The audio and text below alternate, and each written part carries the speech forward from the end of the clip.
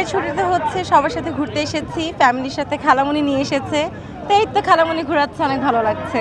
তো এখানে পরিবেশটা সুন্দর আছে, ঘুরতে ভালো লাগতেছে, সবাই মিলে আনন্দ করতে আসছি। এখন পানি নাই, যে লঞ্চ আছে, নৌকা আছে, তো এখানে যে ব্রিজটা আছে, আমরা ব্রিজগুলো উপভোগ করলাম ট্রলারে সবাই মিলে।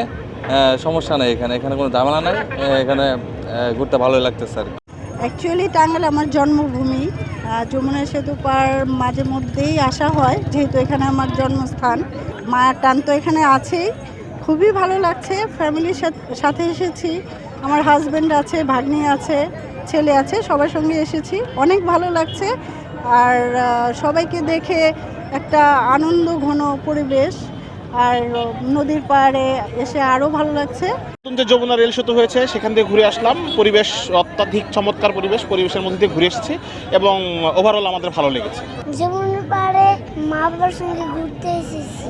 যমুনার পাড়টা দেখার জন্য, কারণ ঈদের ছুটিতে বিভিন্ন জায়গায় গিয়েছি, বাট এই জায়গাটা আমার খুব প্রিয় জায়গা, এই জন্য ফ্যামিলি নিয়ে ছেলে নিয়ে ঘুরতে আসলাম আর কি। আসলাম তো আসতে একটু লেট হয়ে গেছে, যদিও আমার আসার সময় একটু জ্যাম ছিল রাস্তায়, এটা একটু বিড়ম্বনা ছিল, বাট ওভারঅল ভালো লাগতেছে এখন সামনে এসে। যমুনা সেতু এবং রেল সেতু নতুন হওয়ার কারণে আমরা নতুন নতুন যে জিনিসগুলো দেখতে পাচ্ছি, এবং আমরা আরও দর্শকদের বলি যে আপনারা এখানে এসে নতুন নতুন জিনিস দেখেন, এবং আমাদের যে রেল সেতু হয়েছে তাদের ওটা কেমন হয়েছে বা পরিবেশটা কীরকম আমরা নিচ থেকে দেখতে পাচ্ছি। বন্ধু বান্ধব নিয়ে সবাই ঘুরতে আসেন, আমরা এটাই প্রত্যাশা করি।